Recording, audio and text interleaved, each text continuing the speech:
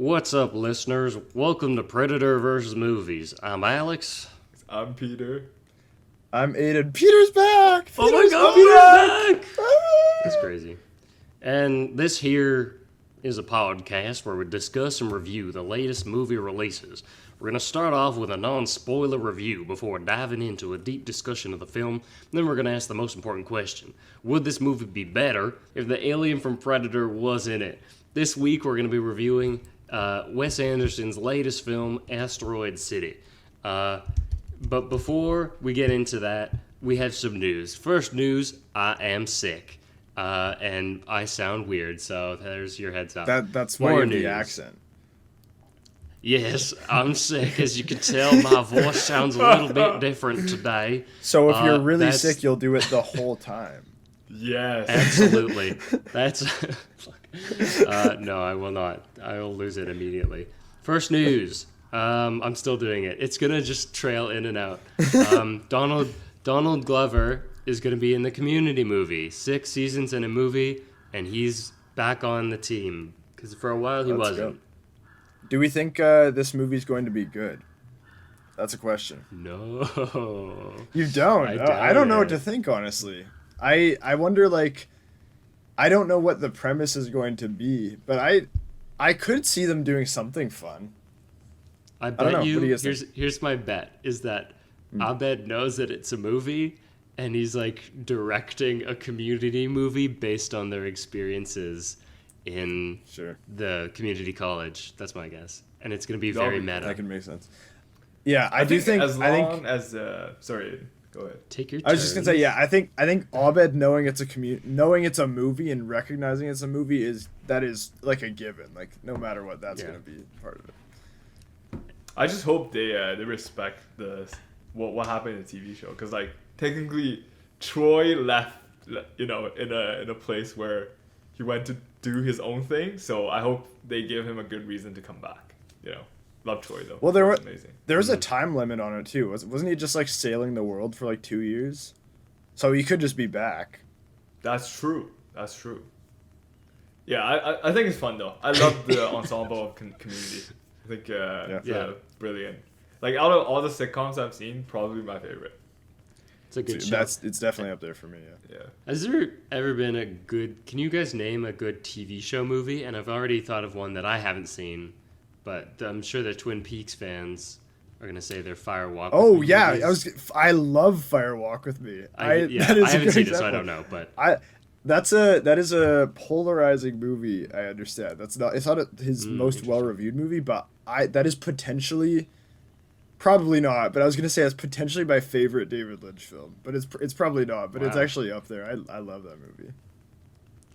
Cool. I thought you were gonna say El Camino, Alex, because of Breaking Bad. Oh, you're right. Okay, there's more than I thought. El Camino wasn't bad. There's also the really Doctor remember Who what movie. happened. Well, I mean, every Doctor Who special is sort of like a movie. So no, but I mean the one, whichever one was before Christopher Eccleston, he was just in a movie and that was it. He didn't have a season or anything. Oh, really? Didn't see that one. So like the 8th Doctor or whatever it is. Did not know Interesting.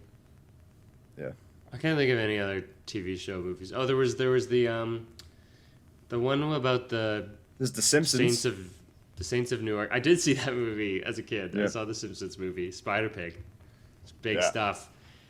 On the playground, people love that shit. Spider Pig. Did love that shit. What's the Saints of Newark one? The Sopranos. That was the Sopranos movie that came way later. But yeah, I guess hit or miss, it seems. The other big news is the DC Universe is getting some casting news. So I think it's David Cornsweet or something is going to be playing... Hopefully it's not Corn Sweat, is playing Superman. You may recognize him from Pearl. He was movie guy.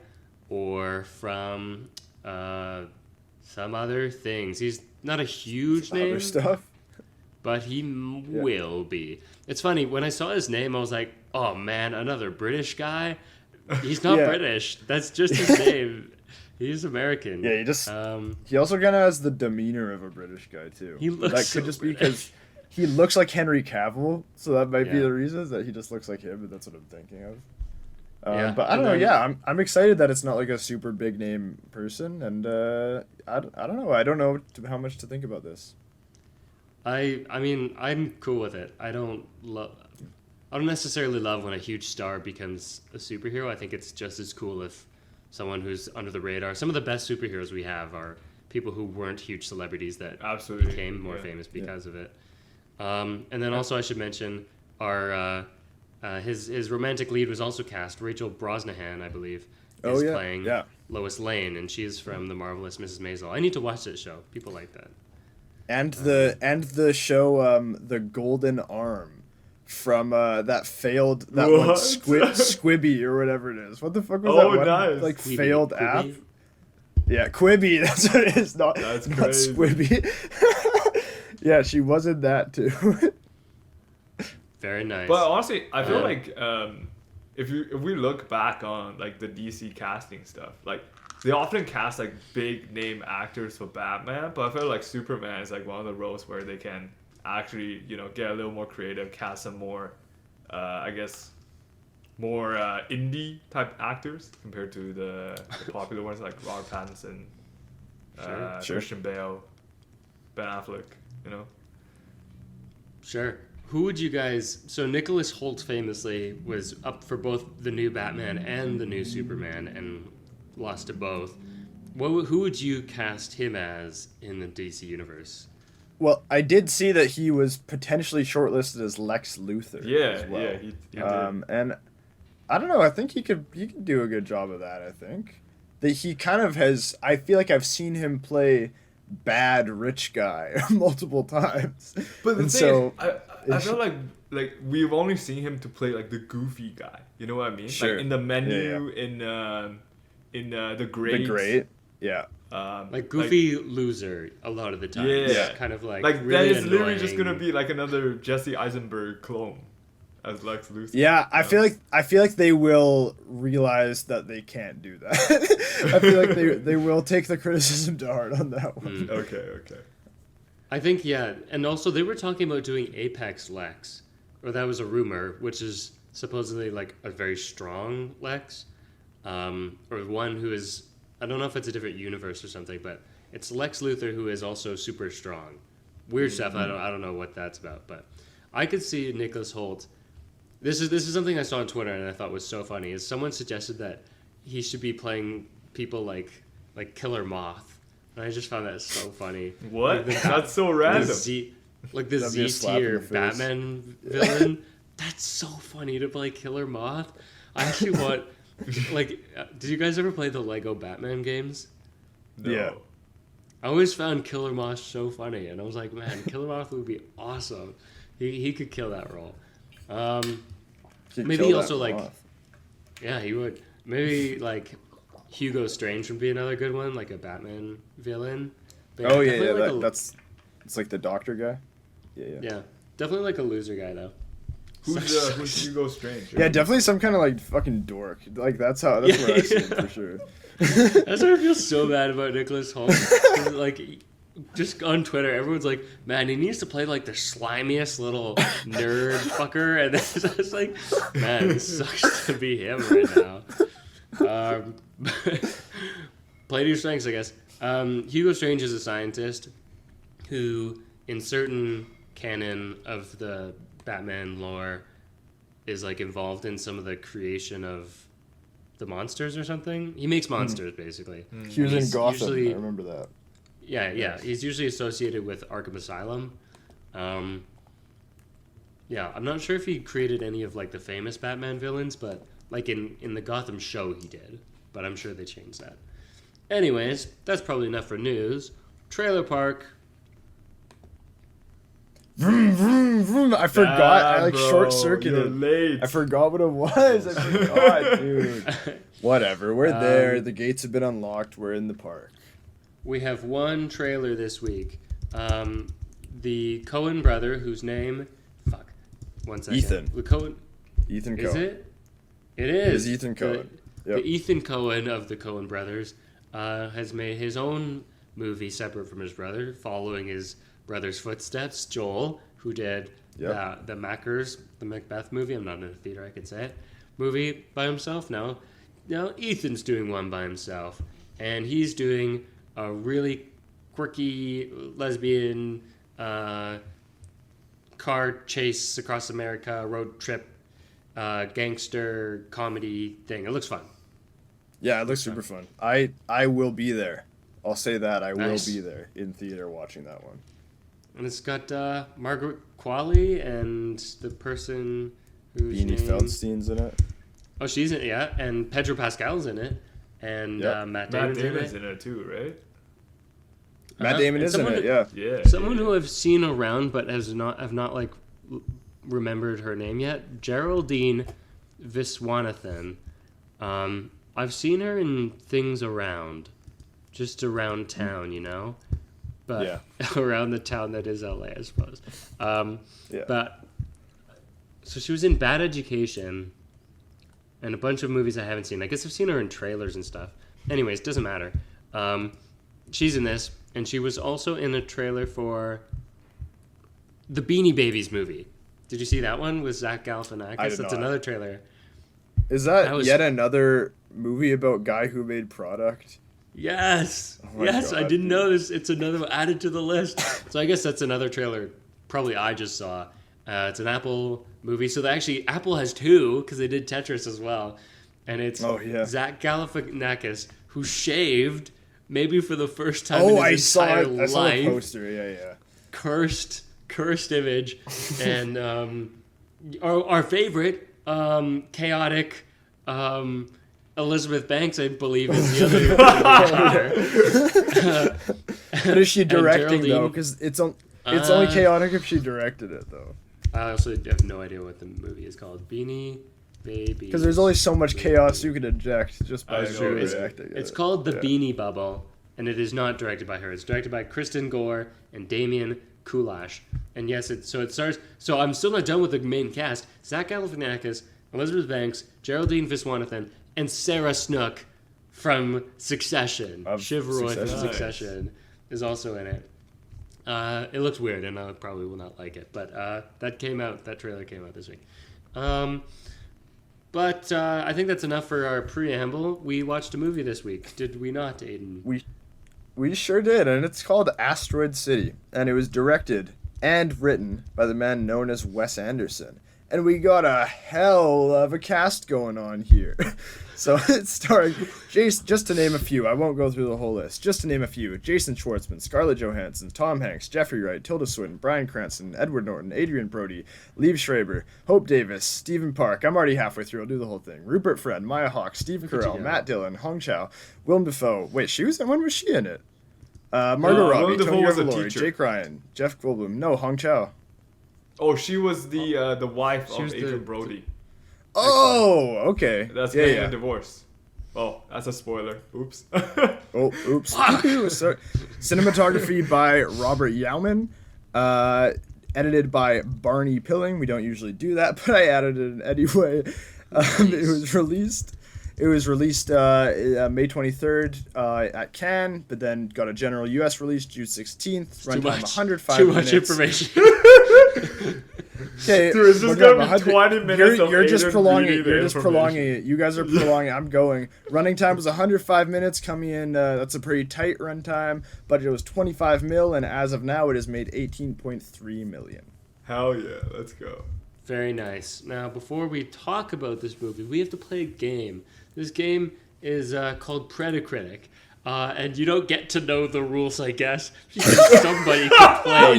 You No, get to know nobody the gets rules. the rules. No. No. So this is the game where we try to guess the Metacritic score of the movie. Whoever comes closest wins.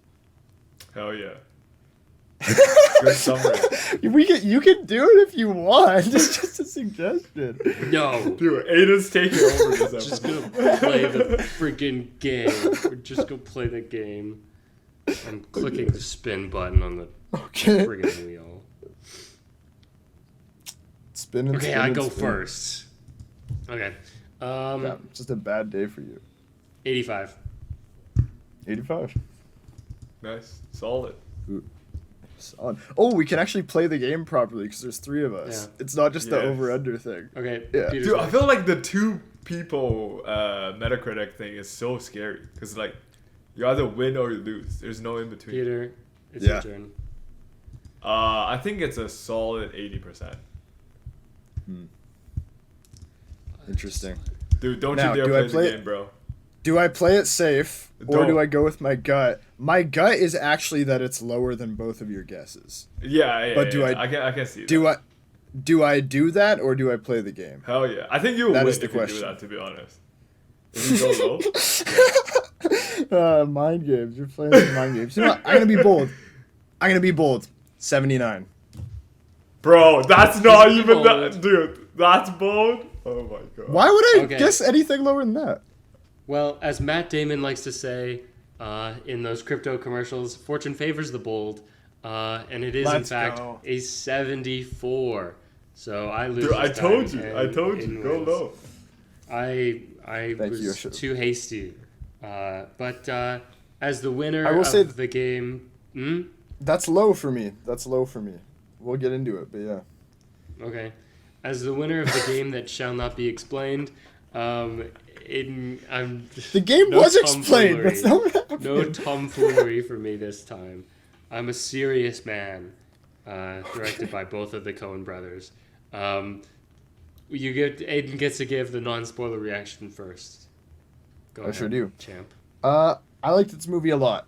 I realized that I've seen very few Wes Anderson films, and it's actually been a long time since I've seen one. I think the last time I saw one was when Isle of Dogs came out in theaters, and I think that was one of the only other ones I've seen. I think I've seen that, Fantastic Mr. Fox, and this, and I don't think I've seen any of the other ones. That's crazy. Really? Now that I'm thinking about it, Not even Grand Um, Budapest.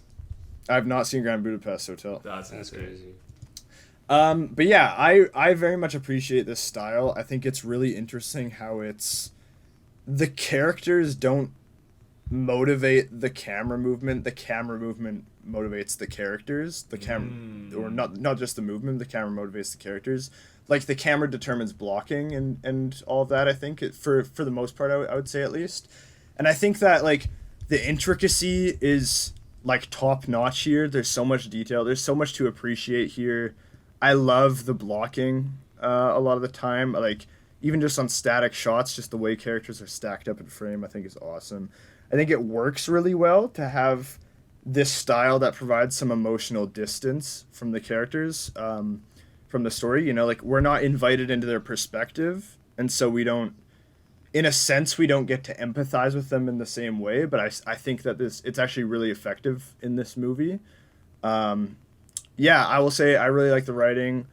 I think it works really well. It's like very sweet and a little sentimental at times without being overbearing, I think, and also being withholding at the right times and being a little like there's some times where maybe it gives a little bit away and then other times where it's a little more reserved, and I think it balances it out really well to make a really nice product. I think there's a lot to think about. I immediately wanted to watch this movie again. I honestly don't have that many complaints other than like there are maybe some bits that are maybe a bit long, or maybe that's not the right descriptor, but there may be some bits that don't feel quite as conjoined in, but like I really couldn't point at any much specific. I think this movie is very funny too when it's trying to be, and I would give this 4.5 stars. Really liked it, and I would Very recommend nice. it. Yeah. Very nice. Peter, as the second closest winner, you get to go next. What did you think about this movie? Okay, so before I get into the movie, quick shout out to my local Alright. cinema. It's my first indie cinema, and it was just such a lovely experience. You know, it's the theater's pretty small, the pre-show is pretty short, and the ticket's pretty cheap. The vibe is just immaculate. It was amazing. Sorry, are you But- shouting out without actually saying its name? So you're Well, just he doesn't want to dox describing. himself. Yeah, we can, right? I thought it's not allowed. I think that's You what know a who shout you out is, are. though. Yeah, like, But anyways, like well- you're not well- shouting anything out. You're just describing something vague. That's not what a shout out is. Dude, support your local cinemas. There you go. Yeah. How's Say that? Okay. But anyways, about the movie though, I've always been a fan of Wes Anderson. I've seen many of his movies. French Dispatch, Rushmore, Rashomon? the Grand Budapest. What's that? You almost said Rashomon. I do. That's only This funny AI, for this film. AI just showed us what it would look like if Wes Anderson did Rashomon. Honestly, Where was I? French Dispatch, Rushmore, Grand Budapest Hotel, and not Isle of Dogs. Moonrise Kingdom, and what's the last one? Oh, I've seen that. I've seen Moonrise Kingdom actually too. Fantastic Mr. Yes. Fox. So I've seen quite a bit of Wes's film, and always been a huge admirer of his style and the way, just like everything is very, very structured, and the blocking's always done with purpose. So I love Wes Anderson in that regard, and I think this movie is another one of his just like it's exactly what you expect from Wes Anderson, and he absolutely delivers.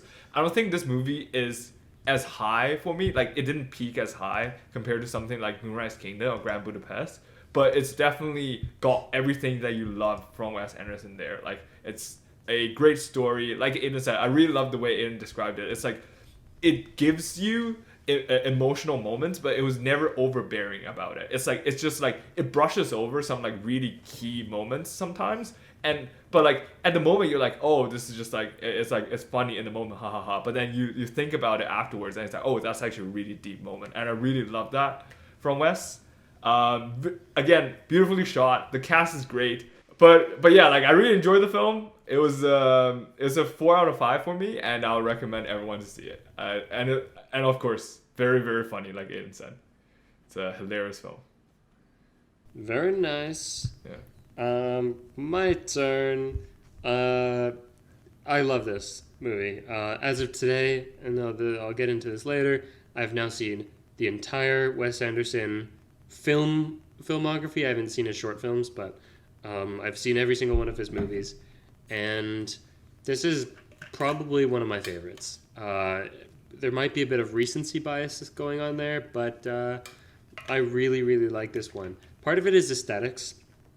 I like the 50s aesthetic going on here, which is funny because usually that's not something I'm super drawn to. So that was interesting. And I love the color palette.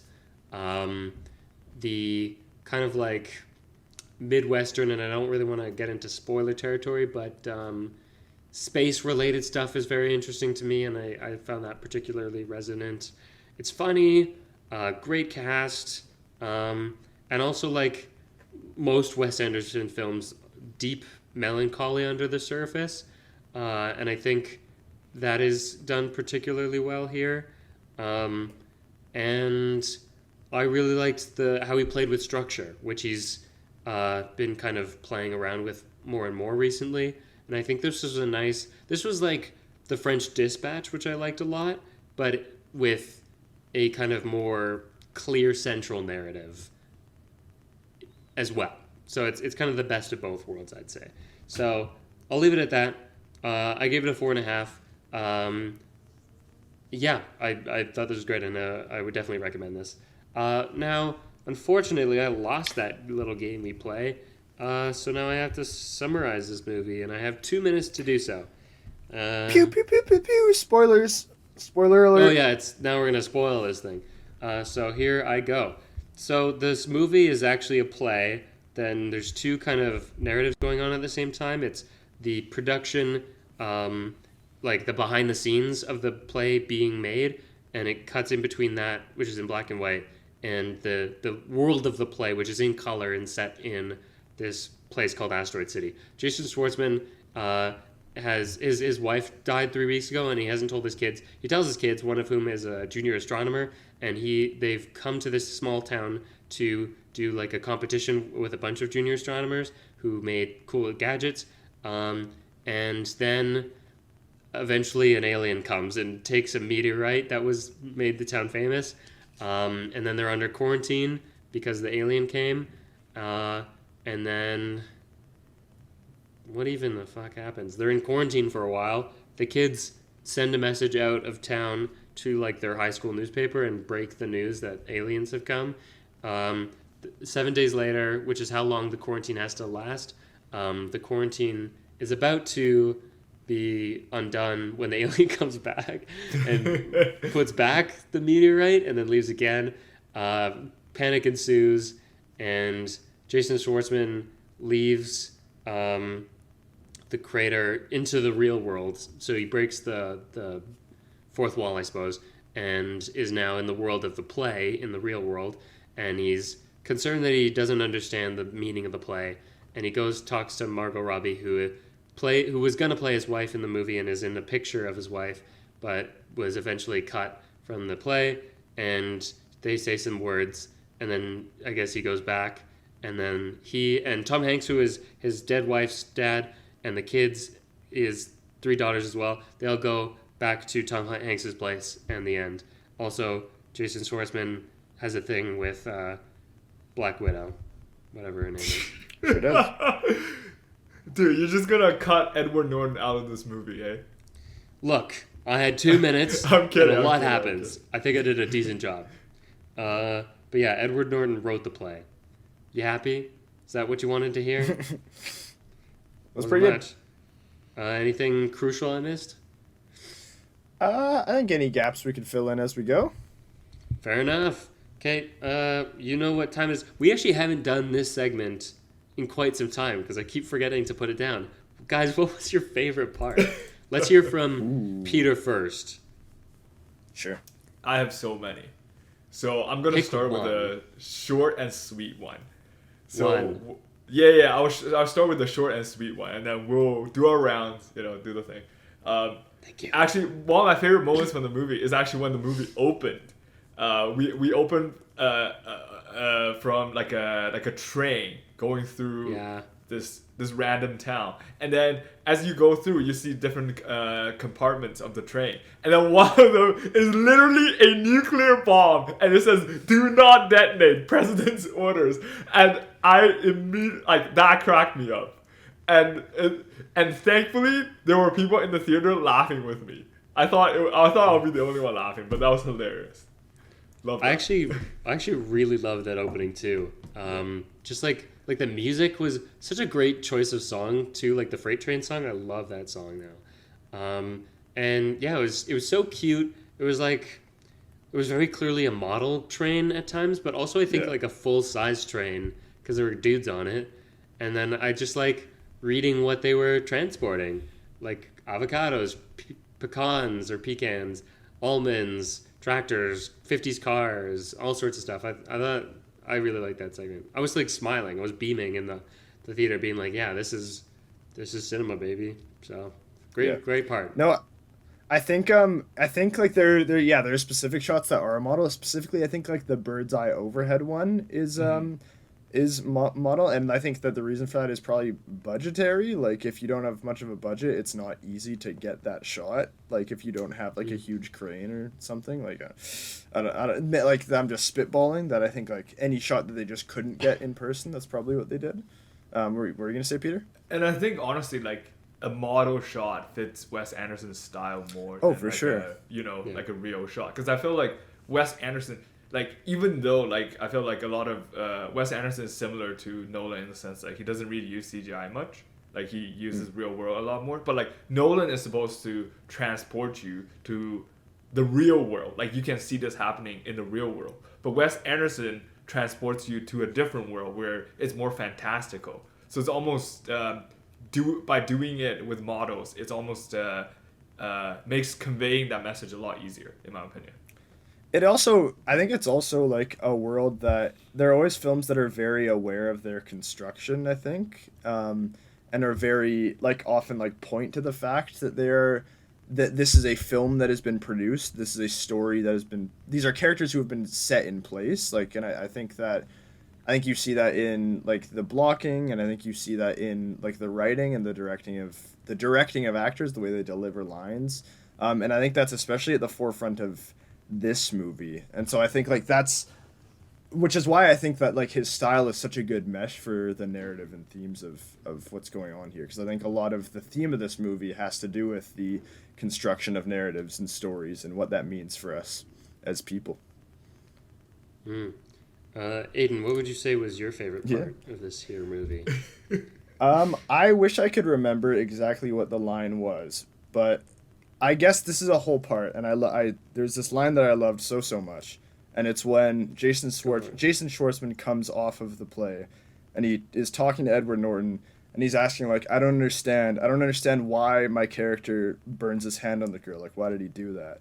And it's talked about earlier, and Edward Norton is talking about like he doesn't know either, and there's this one line where I forget exactly what it said, but something along the lines of like, I don't know how the play is going to go, but I like keep telling it anyway.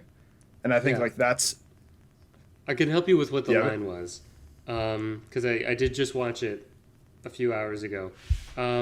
It was Jason Schwartzman says, "I still don't understand the play," and it's not Edward Norton anymore. It's Adrian Brody, who's the director. And he says, right, yes, yeah. And he says, "It doesn't matter if you don't understand the play. Just keep telling the story." Yeah. Yeah, no, and I think that's great. It's not that complicated. Sorry. No, I know, but I think that's very great, and I think that again speaks to a lot of the themes going on here. And then he goes outside and he talks to Margot Robbie right after that, who does play his wife in the play, but like she had a scene cut, and they do this thing where Margot Robbie's character says all of the lines because Jason Schwartzman doesn't remember it, and that whole interaction is great, like on multiple levels. Like I saw this movie so recently, and I don't have an exact like meaning for everything mapped out in my head, but I love the relationship that it draws between narrative and the stories we tell and real life, and how those are not so separable necessarily. Like there's just even a little detail of Jason Schwartzman's character says, instead of saying you were the actress that played my wife, he says you were the wife that played my actress, and that's awesome. Oh, he said that. That's so funny. Yeah, like that's a great detail. And then I love the end of that interaction too, where they're talking about this dream within the play where Jason Schwartzman has a dream, and he takes a pic. He's on the moon with the alien, and he takes a picture of his wife. And they talk about like, oh, will it come out? Like, will the picture turn out because it's on film? And he's like, yeah, my pictures always turn out. And I think that's another great line too. Sorry, what were you gonna say, Alex? No, I'm just gonna agree with you. Like that scene, almost brought me to tears. And when I'll talk more about the other Wes Anderson films, in which have kind of like brought emotion out of me, but this on the second time, I was just like that particular part where she's reassuring him in that kind of like, in a way without being straightforward about it. And so just remind me, the line is he's worried, he's concerned that like I don't know if it's gonna work out. And she reminds him of what he always says. So it's connecting what the character in the play does with his life as an actor, I guess. So the actor is concerned. Actor Jason Schwartzman in the movie played by Jason Schwartzman is concerned that he doesn't know what he's doing. He's saying that he doesn't understand the meaning of the play, but I think it's a wider problem. He's concerned that he's not doing it right, and he says that. He feels he's doing something wrong, and he's just racked with insecurity. And he gets reassurance? I don't know if that's right. From Margot Robbie by using what the character in the play says, which is he's afraid things aren't going to go well, things aren't going to turn out, but his character always says his pictures always turn out. Everything's just going to be just fine. He knows what he's doing. And it's just such a beautiful moment. And then, you could also read that on a meta level of like Wes Anderson, like being maybe concerned about, is everything going to, or is this picture, as in like a synonym for a movie, is this picture going to work out? I think could be extrapolated from that. But yeah, I totally agree. Great scene. Yeah, and I like within what you're saying, what I love is that like how one of the things I love about this movie is the way it's exploring this like dialectical relationship between real life and I'll say narrative in general, because I think like a picture contains a narrative, a play contains a narrative, a movie contains a narrative. So I'll just say narrative in general. And so like the way in which like an actor certainly is affecting the play. Like we see that Jason Schwartzman comes in and he's perfect for the role, and he brings his own thing to it. But then the play also affects the life as well, and it's this way that like it's not a one-way relationship between people and society and the texts we produce. There's a bit of a two-way street going on there, which I think is, and I think the way the movie plays with that is really interesting. And there's a great line with the Adrian Brody part of that kind of sequence where he says, like he's also reassuring this actor character, and he says, "Don't worry, the character became you," which I think is really interesting. Usually it's the actor becomes the character, and it's no. The character that was written became you, and just kind of like, what does that mean? They've kind of like, I don't know, like he brought something to the role, and then the character molded itself to who he was. You know, he came to the table with his own personality and parts of himself, and that's what it's like to bring a character to life in film or in the theater, which are, you know, very similar. It's like you can't have one without the other. You need the actor to bring the words to life. It's like the two parents and the child. Synthesis, antithesis. Sure. Thesis, antithesis, synthesis. Well, I'm going really heady on this one. Anything else you want to say about this scene, Aiden or Peter?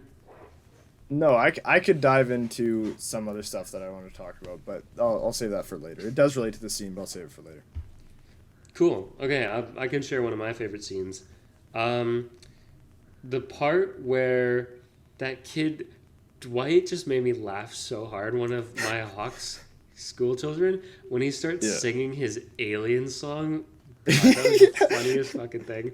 There was this spaceman something, but just like the way. So first he rises up from the picnic table, like he just like he's teleported to the other side, and he just rises up and he's super seriously singing this like twangy song, and the rhymes are funny. He's like came up from heaven, almost 6'7", and then the fact like these gruff kind of folk singers are backing him up, like full sincerity, full seriousness, and then Maya Hawke starts dancing to it as well. Yes, the tone quickly changes to just like it seems very ominous at the start, and then it's like, never mind, got your partner, and then Maya Hawke dances with Montana. I love the Montana character too. Maya Hawke and Montana might be one of my favorite two characters, even though their part is so small. I just found Maya Hawke so charming in this, and I love Montana as well. Was also very charming. I loved his Canadian tuxedo. It's I'm like, man, he pulls it off. I hope I could pull that off one day. I'd love to wear a Canadian tuxedo. And there's a great moment in that scene as well where there's kind of like, what's that movie where they say there's an unspoken thing? Oh, it's Guardians of the Galaxy. It's like the unspoken thing between Maya Hawke and Montana. And there's a moment where they're dancing around, and then I think they come close to the camera, like the blocking takes them close to the camera, and they hold for a moment, and they're just looking into each other's eyes, and then they keep dancing away. And it's just like this moment of pure of like it looks like they're about to kiss, but they don't. And it's the subtlety. And I don't think, did they ever kiss in this movie? I don't think they do. No, they don't think so. And it's like it's this young romance. I just loved it. It was great. And that speaks to like one of the things that I love about this movie overall is that like the perfect execution pretty much of like the Wes Anderson style, and like the pacing and the blocking working so well in every single scene. Like I think like the timing just felt perfect in every shot in order to notice this thing and this thing, and the way your eye is led through the frame exactly when it's supposed to be, and the way that works with cutting as well. Like I think on a technical level this is such a superb film. And I think one of the things I loved as well is that I think it's also using like older editing language. Like I think that there's certain styles of editing that I was like, oh, I don't think I've like seen this. This feels older to me. Like, and I think an example is there are multiple times where it cuts from a shot to a panning shot, and it cuts into the panning shot kind of like mid pan, and that's like it's like this specific feeling that creates that's kind of like that feels very handmade in a way, and I think that the editing overall has that handmade feel, and I think maybe that's what I'm talking about, and I think it works very well here. Interesting that you mentioned the editing, because I wasn't going to bring it up, but I did notice it this movie, mostly because the way they cut into the same shot, like without changing angle, but only changing distance, which is usually jarring. I don't know if that's considered a jump cut, because usually the time in this, at least the way they use it in this movie, time I don't believe is cut, but they'll cut from just like within the same shot. So they'll suddenly jump closer or suddenly jump wider. And I just found that so fascinating because it's not something movies usually do these days. And it totally works. It looked great. Yeah. I think maybe what I'm talking about is that it's editing that is intentionally calling attention to itself, and which again like factors into the whole thing. And yeah, I really liked it. I think it's done well. It's hard. You can do that in a way that is bad, but I think it was done well here. Nice. Does anyone have any other favorite parts that they're dying to share before we get into some other stuff? Peter, okay. Pete, yes, I have one. One of the two. Okay, great. I think this one's really great. So we have the bunch of genius kids, right? Teenagers who are just really smart, don't really fit in anywhere. They obviously we can tell from the get go that they all have their personal struggles, because they're too smart, they can't fit in, etc. And then the kid who keeps daring people is like, I dare you to do, I dare you to wait. Is it like I dare you? Whatever. Here's a dare kid, and then usually this kid is this kid is used for like comic relief most of the time. It's like I dare you to let me jump off the building or something like that. But then there's this like really touching scene where it's just him, his dad, and Steve Carell just randomly in that shot, and it's just talking about some like really really deep emotional stuff. It's like I only dare people because like I feel insecure, like I want to have this attention on me, etc., etc. And then so like which is like a really really like character, like a big character moment and very emotional, and then Wes Anderson in typical Wes Anderson fashion brushes it off. It's like I dare you to let me climb that what was it The cactus. The cactus, exactly. Yeah. And he fucking does it. And they're like, no, don't do that. yeah, exactly. But he does it anyways. But I really loved like the mix between emotion and comedy. Like there was never a time where you feel, oh, this is like too funny, there isn't enough emotion in there, or like this is getting too emotional, I thought this is supposed to be a comedy. This balance that he's able to struck between these two and how one can counteract the other is just so brilliant. Like that scene, I loved it. Yeah, no, that scene was great. Some of the other dares he does is like, I dare you to, no, he's always asking them to dare him. So he says, dare me to, I think the verb he uses is tweak. Dare me to tweak this hot chili pepper. Dare me to jump off this bungalow. Dare me to push this button. And then, I like that one too. And Liev Schreiber's like, I'm going to break your neck if you do it. And then I love the payoff of that where we truck to the next part and then we see him run into frame. And like something. He's like, I told you not to do that. And then there's a similar gag earlier when he eats the pepper and then he comes in and he starts drinking from the water in the next scene. Yeah. That kid is so funny. And for this scene in particular, though, I found it interesting that while I was watching it the first time, I was almost like, man, why are you saying it? I have this problem sometimes where characters just say what they're thinking or like what they're feeling, and it's too like you're just telling me, and I sometimes find that I'm like, could you have found a more subtle way to say that? And so what the kid says, they're like, why do you always dare us to dare you, whatever? And he says, I'm worried that no one will notice my existence in the universe, and he says it like that. That's why I'm saying it weird. And it gets kind of sad, and they're all like, "Oh, that sucks," and he's like, Liev Schreiber kind of relents. He's like, "Okay, kid, what do you want?" And then he's like, "Dare me to climb this cactus," and it's the perfect button to that scene, undercutting the whole thing, and it paid it off. So I was like, okay, the full on sincerity is then, like Peter said, brushed away, brushed off, undercut by the punchline, just like a like textbook, like well written comedic scene. See, what I actually like about that scene is that I don't feel like the emotional moment is undercut by the joke. And what I mean by that is that I don't feel like the joke does not invalidate the sincerity. And what I like is that the punchline of the joke is that, like, it's not that he has to climb it, it's that they say no. Like, they immediately shoot him down despite the thing that happens. But that's not coming from a place of denying that urge to be seen and this existential sort of angst and cosmic angst he's feeling. It has to do with the care that is established in that scene. Steve Carell and Liev Schreiber have come from a place of not, like, brushing this kid aside and not caring what he has to say to, like, really empathizing with them and sympathizing with this kid towards the end. And so when they tell him, no, you can't climb it, it's coming from a genuine place of care. But then it's delivered comedically, and so the joke is set up and paid off really well. But I like that the emotions of the scene aren't undercut. No, I absolutely agree with you. And I think Wes Anderson does it so often, and he does it so well. Like, which is like, there are many moments in this movie where, like, I think between Jason Schwartzman and Tom Hanks, Jason Schwartzman and Scarlett Johansson, there are lots of moments where heavy themes were discussed, but then it's always like these scenes always end with a lighthearted joke, or it gets interrupted by something that's pretty goofy and funny. But like you said, like, I don't ever feel like the emotion is undercut, but almost like because of the contrast, I feel the emotion even more in a sense.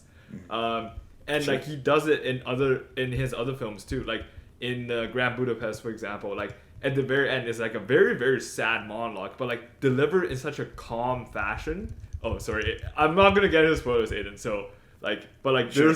there's a monologue at the end that's kind of sad, but it's delivered in such a calm fashion that you don't feel like it's full impact until a bit later, and that delay oftentimes allows people to give time for the emotion to sink in, so you feel the emotion even more. So love him. This is great. Yeah. Cool. I will say what's interesting is this scene that we've picked out I think speaks to a larger theme in this movie, which is the generation gap between the adults and the kids. There's a lot of kids in this movie, and I think that's on purpose. There seems to be a thing where these adults have been through quite a lot of trauma. Jason Schwartzman just lost his wife, and he's a war photographer. Scarlett Johansson, that's her name. I don't know why I couldn't remember it. Talks about how she's had just a terrible past with what's the word she uses? Something men, evil men. It was her ex-husband, right?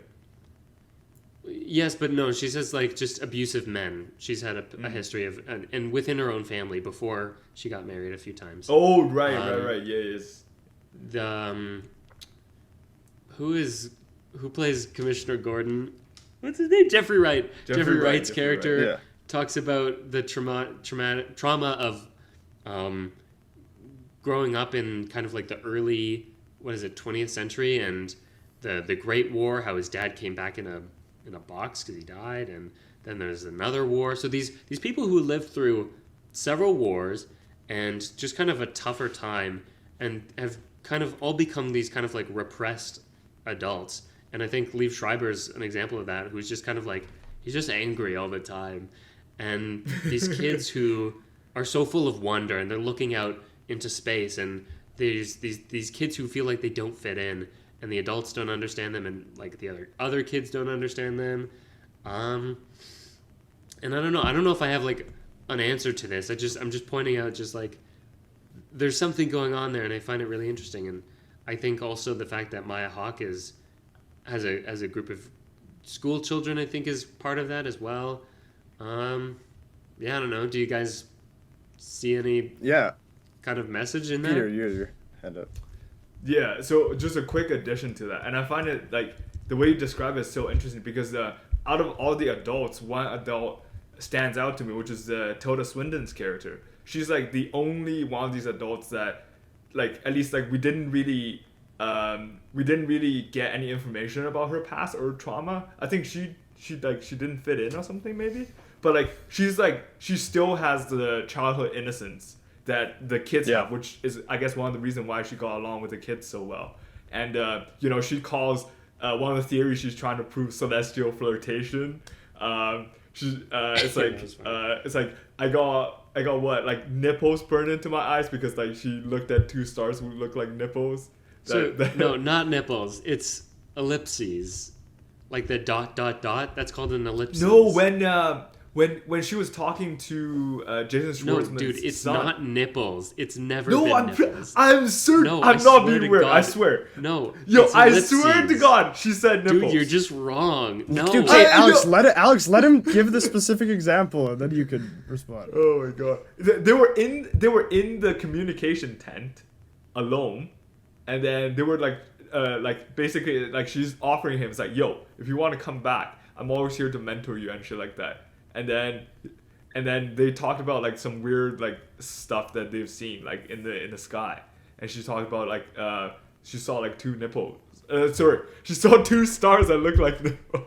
Oh my God. No! Okay, let's just move on. No, it's ellipses. Okay, Peter, the cutaway. Oh my God, the cutaway is No, of like her and we saw eyes. it too, right? And like there was like a short It's cut called- of like a. It's called an ellipses. Okay, the cutaway in that scene is of her eyeballs, and the back of her eyeballs have the ... burned into her retinas. Those are her eyes, and in her eyes are the ... 3 dots is an ellipses. Okay. Because It's I always thought been when you said ellipses. ellipses, you were mentioning the scene in the middle when the alien first landed. Okay. Yeah. That's also an ellipses. It's the same thing. Those are the same thing, Peter. We got an awkward pause going on. Someone talk. Oh, damn. Can you hear him? Maybe. Are we good? Yeah, I can hear you I now. can't hear I him. fixed my stuff. Okay. Go. I have a couple things to say. Okay. Okay. Based on the kids thing, I forget who says it, but there is a line where, God, I wish I could remember. But it's during a speech. One of the characters says, like, "It sucks that you were born now," like, or something like that. Like, unlucky that you were born now. And I think it might be Tilda Swinton's character who says it at the end of her speech. I thought it was Jeffrey Wright's speech. Oh, Okay. Oh, maybe you're right. I don't know. I forget. They have two speeches that are literally shot the same way, and so I think that's why I'm confusing them. But yeah, so what I think is interesting, I think you're right. I think there is something there, and I also think it's interesting about. I think a lot of this movie is like, how do we make sense of ourselves, and like what are the things we turn to, and how do we define ourselves? And I really like that there are multiple times where it alludes to, oh, children are like aliens. Like it calls Jason Schwartzman's character, it calls his kids aliens, and they call them that. And I think that there's another line where they're like, yeah, kids are really, really bizarre, and it's like they really are. Like they're weird little guys. And I really like this definition of adulthood in opposition to childhood, which is not necessarily innately true. That's not dichotomous inherently. And so I also don't necessarily know exactly what to get from that, but there's a general theme of this movie of the way that we've constructed a reality that makes sense of our position within like a social fabric, and we've identified ourselves against various things. So I think that the universe is one of them. I think that narrative and story is one of the things that stories are one of the things that we identify against ourselves and each other. I think these are all things that we use to try to make sense of who we are in the grander context. I think we can talk about this more, but one of the things I really liked about this movie is I think it's asking what happens when those things break down and we're forced to reevaluate. Like what happens when we see an alien and that changes our understanding of the cosmos. What happens when we don't know where our stories are going, even if we wrote them? What happens if kids are actually the ones that take action and they're the ones that subvert the power of the military? How do we define ourselves and who are we? Sorry, that was a long rant, but Alex, what are you? Alex, what are you? I don't know. I don't know anymore. No, it's interesting you say that. I'll comment on that before getting into something else. But I've been reading this book about anxiety, and there's this thing where when your core beliefs are attacked, that's when mass anxiety happens. And so an example the book brings up is like mass unemployment. So the one that pops into my mind is the Great Depression. When those systems you rely on kind of break down, that's when everyone starts feeling anxious. So for most recently for us, COVID, I think, was that. And it is interesting that maybe this is a byproduct of COVID, maybe this movie, in that, like, yeah, the very systems you believe in, now you're not so sure anymore. And there's all this, like, uncertainty, and I think that bleeds into Jason Schwartzman's character. But to tie into something someone had mentioned earlier, sorry, kids are aliens. Can I jump in on a little detail of that? Sorry, yeah. And what I love about what an ellipsis means is it's an indefinite end, and it implies that we don't necessarily know what's coming next. And It's so a the pause. idea that her childhood curiosity made her look up, and now she has the promise of the unknown seared into her. Whoa! I think like that's a great like image, yeah. Yeah, Yo, look that's at that. deep. That's awesome. But the kids are aliens. I have to talk about this. Again, that's that lovely scene with Margot Robbie where she says, one of them says, "I think he's shy." I think it's Margot Robbie. Well, the whole scene is her lines, but she says, "I think he's shy," referring to the alien, and then she says, like Woodrow, and that's when I was like, "Oh, I get it." That's what this is all about. Woodrow is the alien. Kids, yeah, the kids are aliens, and I mean the littlest kids, those three girls are adorable, by the way. They were also very every single funny. one of their lines killed. One me. of the so funniest funny. jokes, one of the jokes that I laughed the hardest, I was right near the beginning when they're all like talking over each other, and then the other one, the waiter's like, "Are you guys princesses?" And they're like, "No, I'm this." Blah, blah, blah. The two of them are talking, and then the third one comes in like, "I'm a fairy."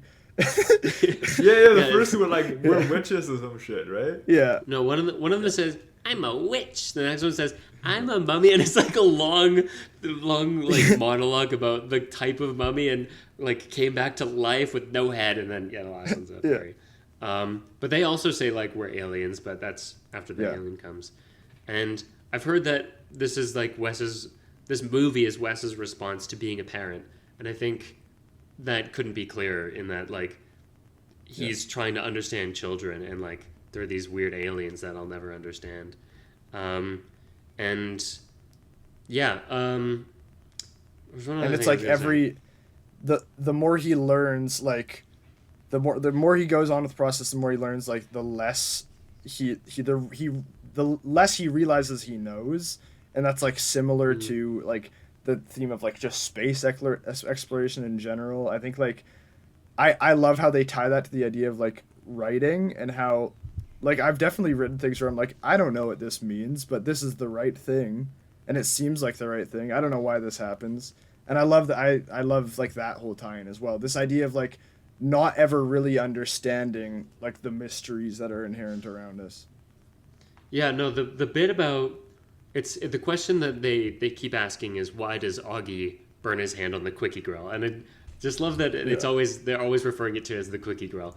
It's that specificity of language that I always find so fascinating in writing. But anyways, the point was Jason Schwartzman's character asks the writer something why he does it, and even Earp doesn't know. He just says he just did it. It happened. And Schwartzman tries to come up with a reason. He says, he's trying to create a reason for why his heart was beating so fast. But that doesn't seem to satisfy him, because towards the end of the play, he's lost it again. He doesn't know why it's happened. And I think I think you can certainly put a reason to it, and I think we should talk about it eventually. But I honestly like the idea that like the writer has no clue, and he was just telling the story, and that's kind of like what the director reaffirms, is that it doesn't matter what it means ultimately. It's, are you being truthful to the characters? Are the characters true? And for Earp, it was just what the character ended up doing. It took a life of its own, and in the play, the script is the Bible, I suppose. Like, you know, like it's you just follow it, and that's the story, and you're just servicing the story above all. And it's kind of like, I guess you can extrapolate that to life in general, and I think that's kind of why there is that meta-ness to the narrative, in that life has no meaning. There is, you know, you can ask all these questions, why do people do that, but why do things happen? But humans aren't rational all the time. Humans love rational and they love answers, but humans act, the fact of the matter is humans act irrationally most of the time, and it's just life happens, and there's not necessarily meaning. And yeah, I think that's what the movie's trying to tell us. So yeah, that's end of speech. Yeah, and I think like as much as we try to assign meaning to things and create this sort of reality in doing so, like a reality that we actually live in, there are always things that we can't control, and there are always going to be gaps in the narratives we spin. And I think that like contending with that and going through life when it doesn't go to plan, and how that relates, and like you were saying, the way that relates to they relate that to the process of writing and the production of art and the exploration of the universe. And this, talking about this, and you know, we'll get more into it, but it's kind of reaffirmed something I thought about this movie, which is I think this might be Wes Anderson's most like heady film that ever, maybe, like the one that has the most subtextual layers to it that you have to discuss and you have to draw out and talk about. I'm just like, I have seen all of his filmography, and I honestly think that might be the case, where there's meaning behind everything. And I mean, not to say that his other films don't, but I think that's part of why I like this one so much, in that so much is not straightforward, and it's asking a lot of questions. It wouldn't be a Wes Anderson without a stellar ensemble. Let's talk about it. Who are some of your favorite members of this ensemble? That was brutal. Peter? Okay, I'll start with the funniest. I could just pass it off, but also said it's so funny. Peter? My Yes, personal go. favorite, probably Adrian Brody. He's good. I think they're all great, but like he's the one person that stood out to me. You know, like he's just effortlessly charming. I need to watch more Adrian Brody film. I think like, you know, I've only seen him from Wes Anderson, I think, and I'd watch more of his films. And like him do like the air boxing stuff, even though like there's a proper boxing thing right next to it. It's like, what the fuck is going on? So funny.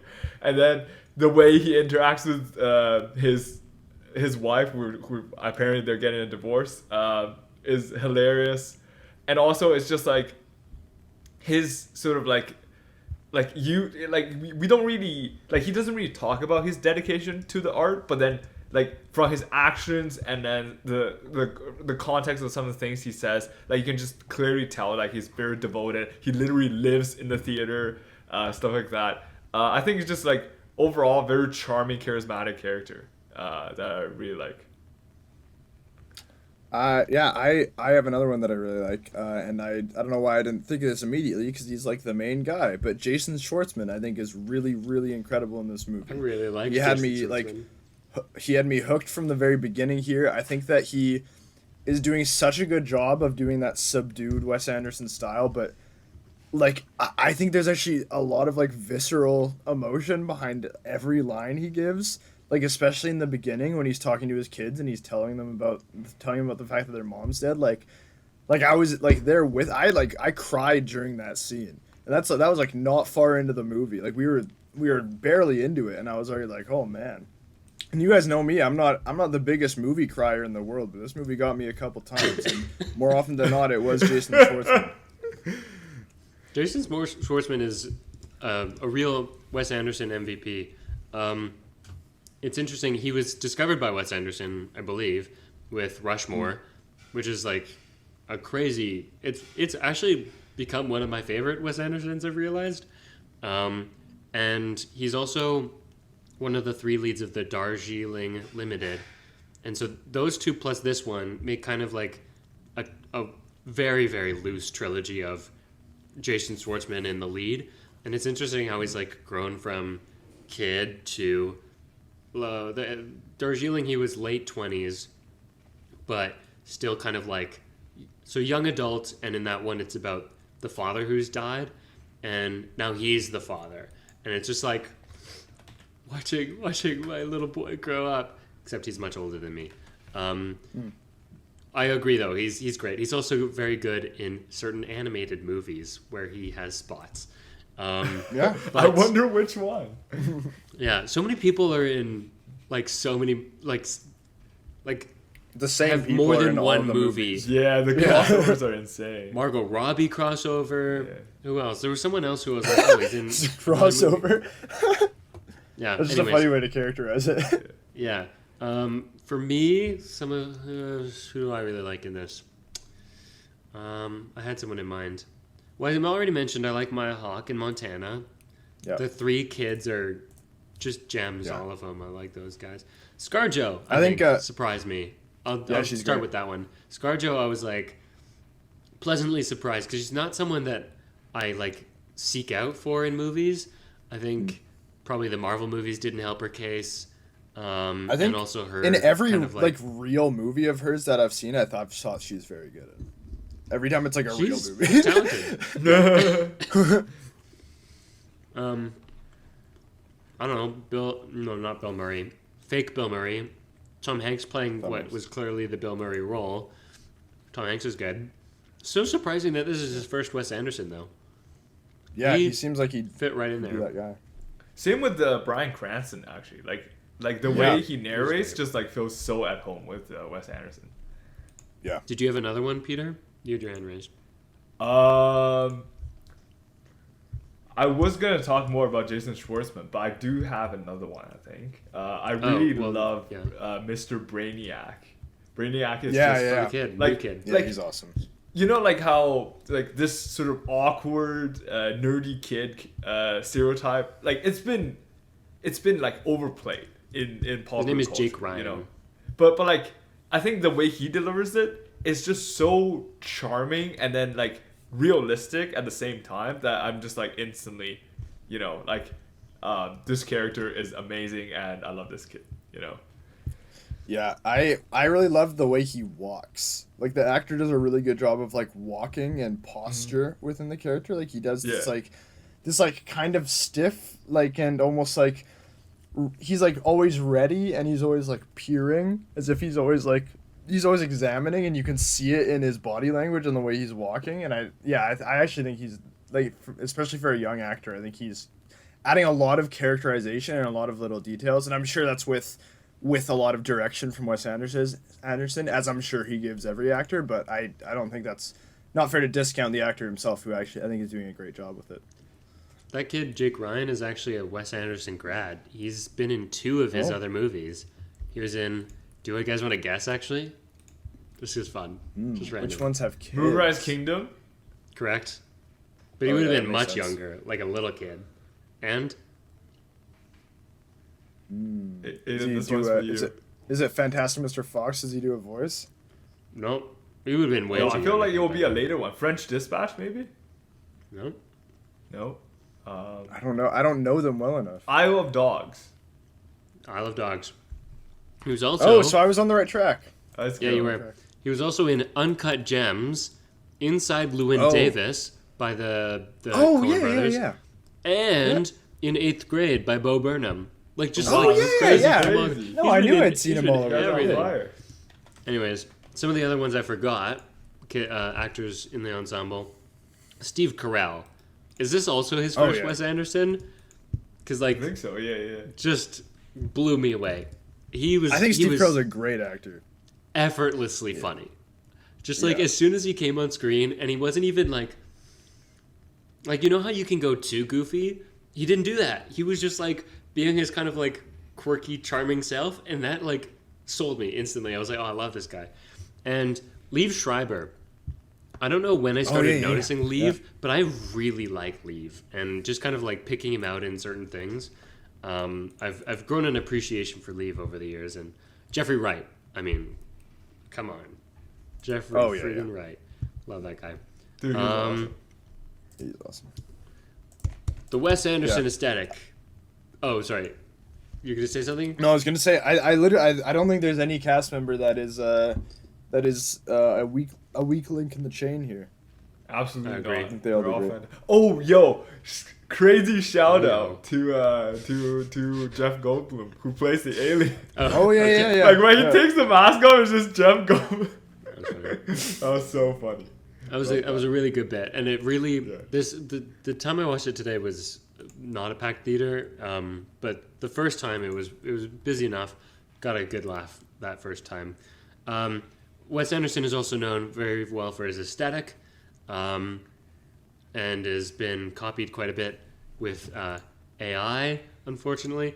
Anyways, seeing it for real though, seeing the real deal again after not that long. We only had to wait 2 years for another Wes since French Dispatch, but just like blows those computer generated bullshit out of the water, like an Oppenheimer creation would blow up other things. The world. Anyways, Whoa! that was terrible. Thin ice. Just like yeah, I actually really like Wes Anderson's aesthetic. I've never been a big Wes head. That was kind of Peter's thing, but I definitely have grown to really appreciate his style. And I think the way he makes the American West literally look like a postcard for this movie specifically, just like eye candy, I guess is the best way I can put it. Just the colors pop so well, and it's a side of the American West that I've never seen, because usually it's like super harsh, and you got the piss filter going on. This was just like vibrant colors and like blues and pinks.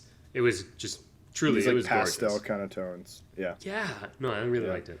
I will say, I think that building on the postcard thing, I am like 90% sure that the backgrounds are in fact like painted backgrounds. Yes, Like that's right. Oh. most of the time in this movie. It Like looks matte like paintings? that. Which I think is great. And I think I think, and I don't know this, I think they're actually outside filming it, and I think they're actually like in a desert, but Yes. that they have also erected these walls that have paintings of the background on them. Yeah, it's pretty Yeah. crazy. They actually like a lot of the rock formation in the background are actually like real props.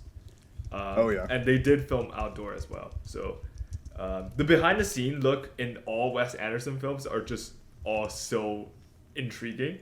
Like Yeah. the way he combines models with real life, and how he makes them seem realistic but also fantastical at the same time. It's just amazing. And It's inspiring to, like, as a filmmaker to watch it too. Like, it's inspiring to see like what the extent of how like you can push the medium and like how you can make so much out of so little. And I think Sorry, Peter, like cut you off. Wes Anderson is probably like the only person in this space, or am I just like not versed enough in movies?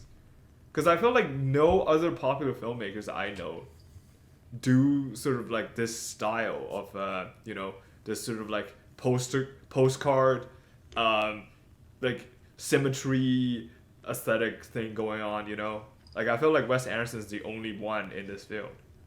Well, I think definitely not in the same way, because it extends beyond, like, it extends beyond framing, and it extends beyond like blocking as well. It's set design, it's costume design, it's directing in terms of like how a character is carrying themselves. Like that's super important. Like the absolutely. like stiffness of a character's shoulders is like essential.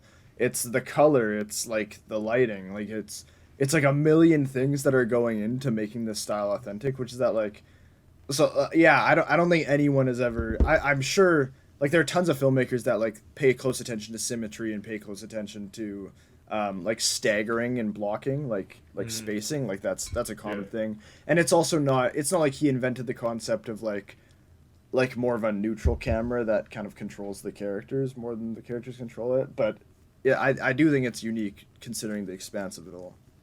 Yeah, I would say that I agree. Wes Anderson, no one doesn't like Wes Anderson. He's developed this style over the years.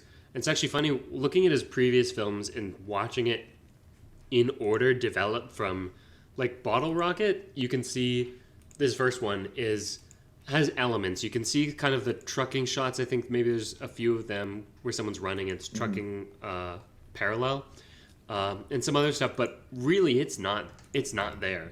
But already Rushmore's is second, and it's like already super Wes Anderson, and then it only gets more and more and more.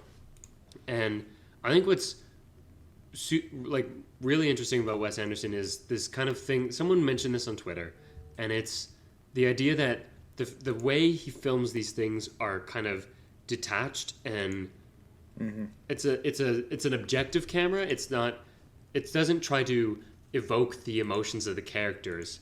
I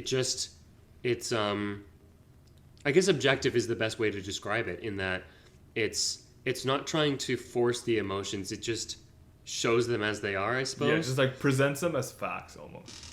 Yeah, it's an emotionless camera. It doesn't invite us into the character's perspective, and I think that's what's really interesting. Yeah. Yeah, and I don't see a lot of filmmakers doing that. And then, the more obvious surface level things that are more what the AI are copying is, definitely not as popular as, I guess, the norm. Yeah, interesting discussion on that, though. Here's something we can talk about. The score. The score is something that I don't always pick up on, but this one I really, really liked. It's very nice and very cute. Yeah, the piano, dun, dun, dun, dun, dun, dun, dun, whatever that bit is, I love that. And whenever it's like associated with space and just kind of like that felt like wonder is kind of the emotion I got from that. And like just how music can do that is so crazy to me. But so like first there's this one scene. It's the scene with the alien, and it's before the alien arrives. We start with the piano. And it's like you feel like something's coming, and then when the alien arrives, we start doing homages to Close Encounters, or at least maybe that's just me picking up on that. But the music changes, and we introduce horn, like brass, specifically like lower brass, maybe trombone or tuba, and which is what what Spielberg had used for aliens in Close Encounters. And then so that part I really like, and then it changes again when the alien is like in full view and we're watching him and he's picking up the thing, and it's like these sad strings, I think, and it's like a really like sincere moment, despite the fact that most people are laughing at the scene. And it's just like how he switches between different types of scoring. I was like, wow, that was really incredible. Yeah, I don't have too much to say either. Agree with you. I think cool. the music really enhances the experience, because like the shots are already beautiful. Like when especially the alien shot they're referring at, it's a shot where it's sort of like a bird's eye view of all the people lifting up their observation boxes and looking up, and then just like you get a sense of wonder from the picture, and then like you said, the music gives you a sense of wonder as well, and these two compounded on top of like the entire thing being lit up in green just like gives you really gives you a feeling that you are part of that, like even though like we say it's shot in objective lenses, but like this is one of the moments where the audience sort of invited in to participate as part of the experience. That's super great. Yeah, and what I will say about the piano part as well, I like that. I think it's mixing. For me, it feels like a mix of like wonder and also simplicity, and I think those two things kind of come together to create this sense of like this great wide universe, and we're just a small thing within it. We're just little guys here on Earth, in the scope of infinity, and I think that's and we all we can do is be in awe and wonder of it. And I think for the listeners, I'm looking at my ceiling as I say that. It's great for us. But, it's quite a show. Yeah, that's what that's what I like about the score quite a bit. Yeah. Also, that scene, And I by just the way, realized, like, no, Go ahead, I'm Alex. talking. The idea that, like that they have to take the boxes off their head feels very symbolic. Just, this is not about scoring, that was but sick. just like, and maybe this ties into the later thing, the line that they start chanting at the end. You can't wake up till you can't wake up if you don't fall asleep. We'll talk Don't about that fall later, asleep. I think. Yeah. But I feel like that's part of it. You know, the kind of like the veil has been lifted from your eyes, right? You're seeing things fully and with your own eyes instead of through the box. And I think it's interesting that Tilda Swinton's character, who seems the most connected to the children, witnessed that event with her own eyes and not using the box. Almost like maybe adulthood is trying to put your head in a box. Oh, damn! I'm coming I up like with this that. on the fly. I like. Peter, that. what were you gonna say? I just want to say that scene is so funny. By the way, like the Oh, yeah. alien fucking goes down and like really slowly. Like first you just see his legs, and then slowly climbs down, and then it's like, oh, you guys are all looking at me. Don't mind me. Just like picks up the meteorite and it just goes back to his spaceship. That scene was so funny. Great creature design. The eyes are just so funny. Just like, Yeah, like super the wide-eyed. eyes. But when he poses with the rock for the picture, that's great. Oh yes, he did do that. Yeah, that was funny. He goes, "Ding." Yeah. Just holds it up a little closer to his face. Very funny. I will say one thing that I remembered score-wise. Also, very heavy score use in the Margot scene, the Margot Robbie scene, and I think that's also really helps with the emotions in that scene. Here's something I could talk about. The photographs Augie takes. I realize every time he has photographs developed hanging up, there's always two. And I'm wondering if that's supposed to be drawing connections between the two photographs. And so the first time I realized there were similarities was the second set. And it was because it's the alien and Marge doing the exact same pose of like one leg in front of the other. Both of them have been like caught in the act of grabbing something. The first one is the atomic bomb test, and Midge, what's her name? No idea. Yeah, I can look I it think it up. was Mitch. Midge, eating the waffle. Last one, the final one, is the car with the wheels taken off and self-portrait with shrapnel. So there's obviously the similarities between the alien posing and Midge. I'm wondering if the atomic bomb is like the similarities with that one and her eating the waffle is like it changed his life like an atomic bomb kind of thing. Like Sure. like That's a cool it way was to a look at it. huge change of his life. And then the last one, kind of like this thing that is like defunct and stripped of parts, being compared to his self-portrait, I think is quite sad if this was intentional. Yeah. Just something that is old and no longer useful, and that just doesn't work anymore. I don't know. Do you guys think that's a real thing, or am I just making it up? I do think that's a real thing, and I think to speak specifically on the one of the alien and of ScarJo, what I really like about that is I think it's drawing this comparison between these two things as if to say, like, our idea of what is alien and like what is separate from us is not necessarily like fact, and that's not necessarily objective. And it's like we're probably we might be just like the things that we're considering alien, There are certain things that are normal and aren't normal, and I think that like that's what it's getting at with that comparison. I really like that as well. But yeah, no, I do think in general I think they're trying to link the pictures that are together. Here's a counter argument to my own point. Maybe it's not the similarities, but the differences.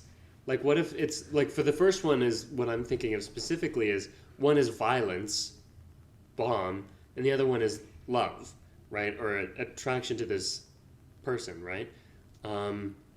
Alien versus human, and it can be both as well. It can be like that's why you have it's compare and contrast, right? And that can tie into the kids versus adults. The kids are aliens and weird little guys, and here's an adult who is similar. There's similarities there, but they're also different. Yeah, I don't know. Yeah.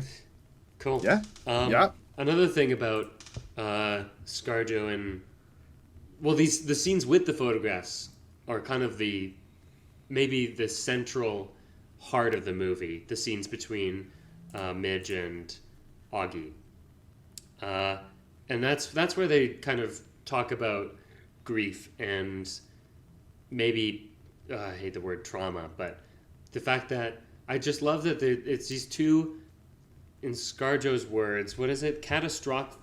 Catastrophically wounded people who don't express the depth of their pain because they don't want to. That's what she says. Yeah, that's such a deep line, by the way. Like that line goes hard. And they find connection, but also like a lack of connection because they're confining themselves to their own homes, right? They're not actually interacting in the outside world. They're still hiding away, and in their hidden worlds, you know, one is in his red room where he develops his photographs, and the other one is in the bathroom where she practices her lines. They're in their art spaces, their private art spaces, and then they're finding ways to connect to each other so that they're not so lonely, right? They're both single, they either through divorce or death, and yeah, they've been through some shit, and they feel like they have no one to relate to, and it's nice that they find each other. And I think the ending says maybe there's hope. Maybe there's hope for these two, even though they're separated, because she does give him her address, her post office, her post box or whatever. But yeah, and I also think I think this movie created many unlikely relationships. First one is between ScarJo and Augie. It's very obvious, you know, like photographer versus like Mitch Campbell, biggest actress in the theater in the world of Asteroid City.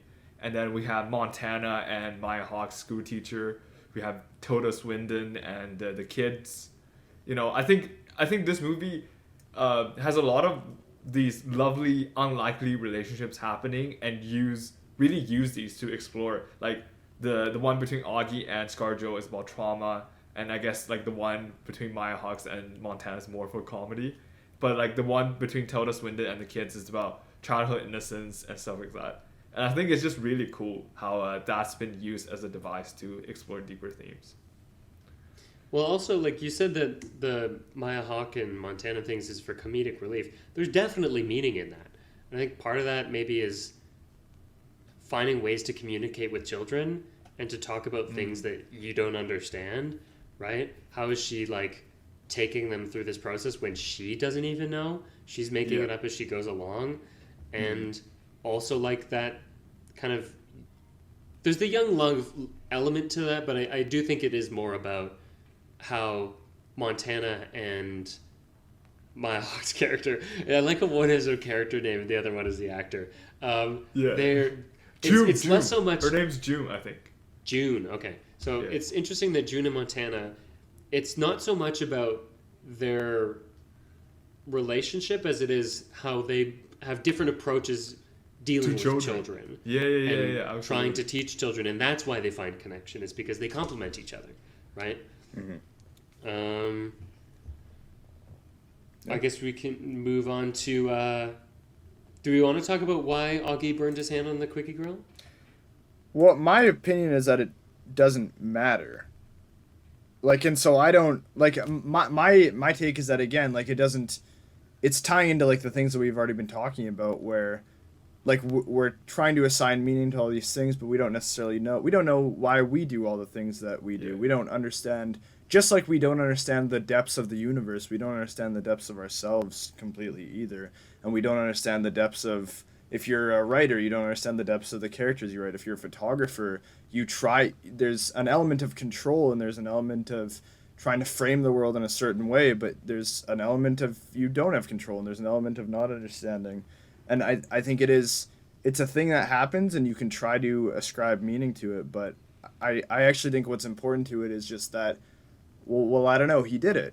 And we don't necessarily know why. And I think what's more important is the way it ties into those greater themes than specifically why he might have done it. I do like the line that Jason Schwartzman offers outside of the play of Asteroid City early on when he says that he wanted to give a reason why his heart was beating so fast. And I think that's just a nice line. But yeah, I don't know if it's the most important question to ask, to be honest. So are you saying like, is it something that we're not supposed to understand? We're just supposed to be in the moment and live through that moment, like it's like the feeling that matters. It's not the understanding of why that matters. Like, is that what you're referring to? I'm saying what literally the reason why did he do that in that scene I don't think is that important.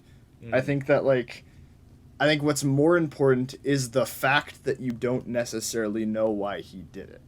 And I think that speaks to the broader themes of the mysteries of life and how as best as we try to plan things and order things using narrative and using science and using a variety of methods, we can't order everything, and even with ourselves personally and with the people we see that That's are around really us. cool. Yeah. I think it highlights the conflict between the attempt for humans to find rationality in all things versus just the human emotional experience. So the actor who plays Augie is obsessed with finding the rational reason. Why did he do it? Looking for literal meaning. But I think if you watch the scene as it plays out, I think emotionally as human beings, most people can completely understand why he does it. And I don't think you need to vocalize why. It's not like a literal, like he's not trying to gain anything by doing it. He was feeling sad is kind of all that there is, right? He was feeling sad, he was feeling unsatisfied, depressed. I don't know, like there's a gut instinct and understanding. There's an instinctual understanding, an emotional understanding of why he does it. And there doesn't need to be a literal, rational reason. And what's so interesting is how effectively beats like that are communicated, considering the style that is so unempathetic in that way, in the way that we are not invited into the characters' emotional worlds.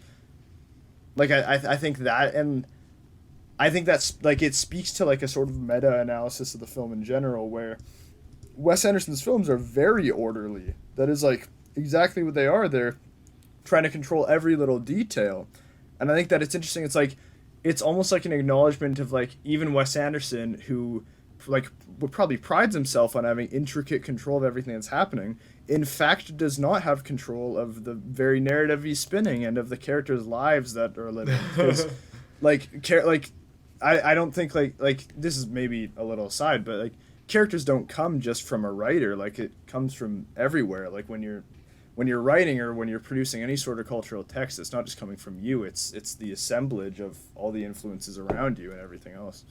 And so I really like the juxtaposition there of very, very emotional moments where we just, despite the movie like really testing us to not understand it and really not like letting us get into these characters' worlds, like we can't help but get into it. And I think that like it gives you this really nice self-reflective feeling as an audience member.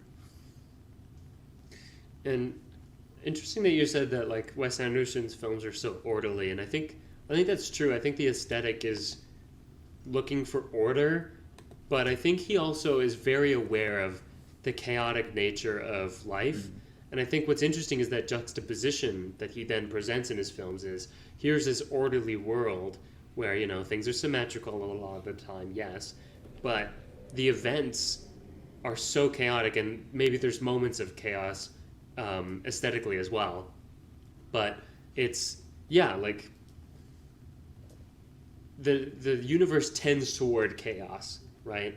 And so you can try to have this orderly world, but inevitably things will devolve into a mess. You can't wake up until... No, you can't wake up if you don't fall asleep. Is this another thing where there's no literal meaning? Is he testing us? I think that there is a certain level of, it's like what we were saying, where I think there's a certain level of, it's just something you kind of intuitively, like, that feels like the kind of aphorism or phrase or whatever that you'd grow up with that would just like you just kind of understand, like one of like the idioms that you've grown up knowing, but have like you never thought of like the literal meaning, but it just has a meaning.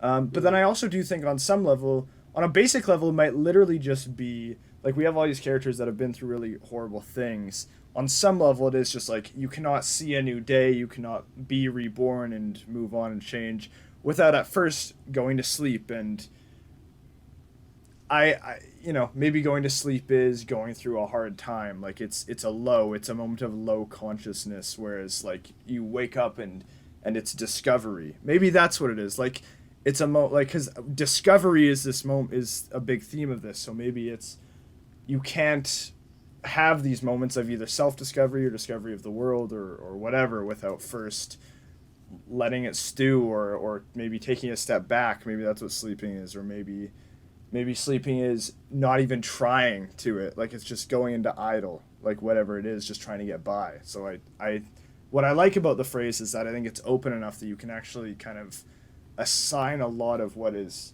within the movie to it. I think it's really cool because like the way they presented this quote was from like a theater school setting. It's like a bunch of people in the casting room of a theater school, something like that. I immediately linked it with sort of like the cinematic and theatrical experience. It's like you can't wake up if you don't fall asleep. You can't interpret the world in the way that an artist does without enjoying art, or like you can't interpret the world in a way that's influenced by art until you've seen and experienced art. So experiencing art is sort of like the falling asleep, and then the waking up is like you yourself, after you experience art, having a brand new perspective on the world. Is my interpretation of it. It's interesting. I actually, in thinking about this, I did kind of touch upon both of yours. So I wrote down that, is sleep relating to how sleep is like dreams? Because that's what the writer is looking for initially when he brings up this discussion of sleep, is he's thinking of a dream sequence. And then I was like, well, maybe it's a reference to movies and to Wes Anderson's kind of like idealized world where these, you know, it's the orderly world. It's his aesthetic world that he's created in his movies. But I do think I found myself leaning more towards what Aiden was getting at, which is sleep is like a period of rejuvenation and rest. And I think in a movie that is so concerned with grief and trying to like figure out life, I think that kind of moment of rest is kind of what they're talking about. And it's making me think of the two new things which I hadn't considered before. One, which is the importance of the ellipses, right? It's that pause. And also it's reminding me of a project that I worked on, like one of my own films. And it was an interview. Aiden, you were on this. It was the doc I made, and I was interviewing someone, and COVID came up in the discussion, and he said that COVID provided a moment of breath, and it was like that time to take stock, take account, and kind of figure out your life. And this is making me think maybe Asteroid City is a post-COVID movie. Well, obviously, literally is a post-COVID. Yeah, sure. But a reaction to COVID. Yeah. But it was influenced by COVID. It was inspired by COVID, and the idea that sometimes you need to find yourself in quarantine in this tiny little town to kind of figure out your life and to, I don't know. That's as good as I'll get. Peter, need your hand No, I was raised. just gonna say the Just, like, ellipse raising your thing hand. is really cool because like literally the sun goes dark for like a second, a minute. Like there's a short period of time where like nothing, there's no light, and then there's sort of rebirth when the ellipse starts slowly fading away. No, You know, that's like an the eclipse. That's Wait. an eclipse. Wait, Oh my what? God, not again. What's the ellipse? Peter, Hold up. An ellipses is a made-up thing that, as far as I know, that they made up for the movie. An eclipse, that's when the moon passes in front of the sun.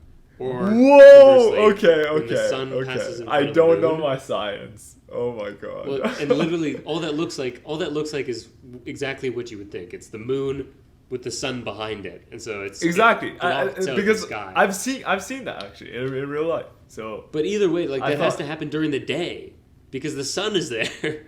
You need the sun for that to work. oh, you're right. Yeah. Oh so my the, God. the All right. ellipses, as far as I Ignore know, is me. made up, and it's just 3 little dots. okay. And maybe an extra green one. Anyways, do we have any other thoughts or things we want to discuss? No, I think I'm good. Have you said your piece? Oh I no, think I've said my there's piece. one thing I want to say. Dang it, Peter's not said his piece. Fuck. Okay. what do you want? Yes, I thought the format of the film is actually really really cool and interesting because What do you mean? like if you just taken all the play parts of the film and shoved them into one piece, it's almost like Moonrise Kingdom, which is just like a an innocent, or like most of his movies actually, like it's like an innocent little story with like pretty heavy beats like layered within, and then comedy scattered throughout as well. But the fact that we intercut between the play and Bryan Cranston narrating the production of the play actually is a really effective way to tell the story, because like we got some incredible background of some of the characters that's about to show up, or like what the actors are going through in real life when their characters are sort of like acting on the stage, and like of course with the writing of the play as well at the same time. That actually, like, I think the movie worked really well, even though like when it comes to the narrative it's sort of a little scattered because like it's little pieces of the play that we're seeing, and then sort of like cut off and interrupted by moments of the documentary and the TV program. I thought it was really cool. It's perhaps meta-modern, some might say, if they I subscribe don't think to that's it. a real Theory. thing. I've thought It about this. I doesn't still haven't seen subscribe. that video, but I'm very skeptical of that, and I don't think that's real. Well, you can't say it till you've watched this. Anyways, whether or not that's real, it's definitely in the trend of movies, let's say, Yeah. where movies are being more self-reflective and kind of while telling. Oh, shut up! While telling. Yeah, I don't come know on, if I buy that argument at all. Come on, there's so many movies where they're talking about the nature of filmmaking and storytelling while also, like, you can't deny that in the past Sure, couple but of years those we've are- had so many of those. Yeah, there Alex, was so those are- many like don't- Alex, movie th- within those are a not- movie. Yeah. Alex, those are postmodern ideas. Like what I'm saying is, I don't think meta-modern is a real No, or okay, so different thing. no, I'm And the saying whether postmodern. No, but I'm saying the ignore postmodern that. era has existed since like the 70s. no, So I I'm saying know it's that. not, I don't think it's yeah. new. Okay, well, what I'm saying is, at some point, like 30 seconds ago, I said whether or not you actually subscribe to that idea, the self-reflective nature of movies, that's come up in cinema quite a lot, frequently, recently. Sure. Whether or but I not would it's not. post or meta. I know you think it's postmodern. No. Whatever. But that's not even. I'm also saying that I do think that that's been a trend since at least the 90s of films that are very self-reflective. Okay. But whatever. Okay. And we have a segment. We do have a segment. So, in case you haven't noticed, the podcast is called Predator vs. Movies. And we've done the movie part. Now it's time to get into the Predator. This is where we ask the question, would this movie be better if the Predator from the movie Predator was in it? Can I just say, but first of all, maybe. Can I just say, first of all, This is probably the first movie we've talked about where it's almost as if someone had a movie and then said, "What if we put Predator in this movie?" That's what this movie feels like. Dude, for most real. like anything else we've talked about. Yeah. You could make it work, I think. You can make Dude, Predator just come backstage somewhere, someo's putting on a Predator costume. There's already the one alien in it, and then There's don't one know. alien. Dude, Maybe it's imagine like they're the friends. alien goes back. He brings the meteor back, right? And it's like the egg, and then Predator comes out the egg. oh, maybe there's like a council of aliens, and then there's a little cameo. And he's like, Yeah.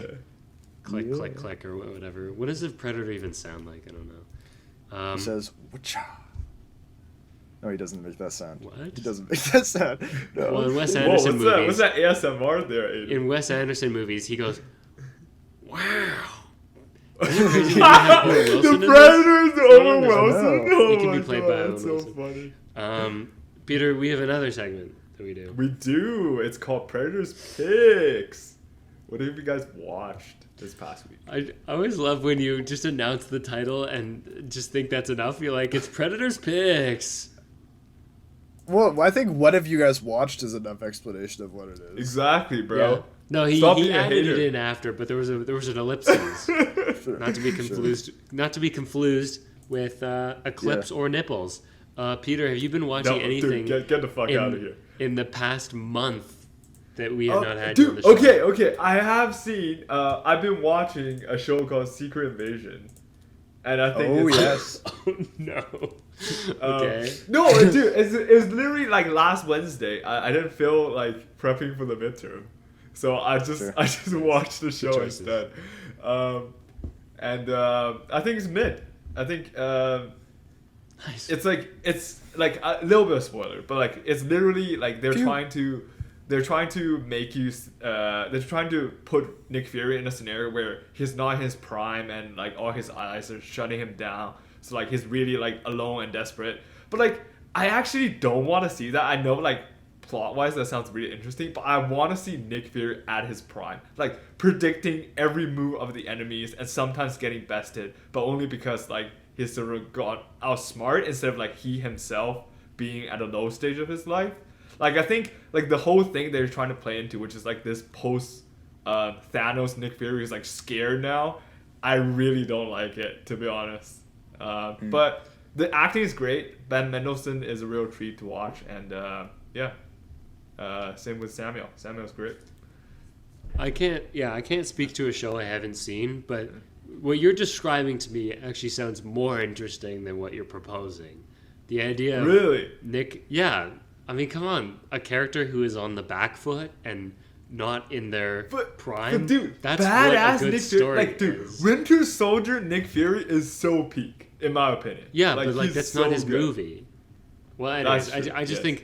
think the idea that like if you have movie where super spy is just super spying, like there has to be a thing, right? And Yeah. I think the idea of like here's a character who's been around for 15 years, maybe 2008. Yeah, he's been Yeah, around actually, I for did a the long math really time. quick.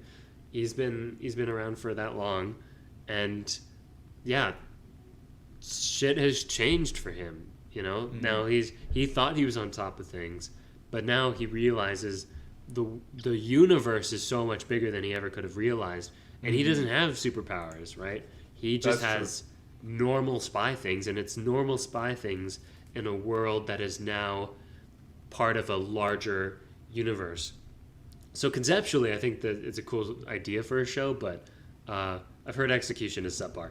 I've Aiden, heard it's bad. And well, I'll say Okay. one more thing though. I'll say one more thing. Yep. I just wish, like, I think what you're saying is I absolutely agree with you, but I just wish they did some of that exploration in the movies as well, because in the movies, like, he gave off a vibe of the same old Nick Fury, but then all of a sudden, once we entered the show, it's sort of like, oh, you know, you're not the same anymore. Everyone's like is telling him, it's like, oh, you're not the same anymore. You're not the same Nick Fury anymore, and it just felt like really sudden. And like, you know, last time we saw him, he was in a space station, being like, you know, just chilling, and it's like that's an issue of post-credit scenes, and just like the fact That's that someone true. who's, That too, who's that making the too, yeah. post-credit scene is not in tune with the people who are actually writing the show, and those things are Yeah. several years apart.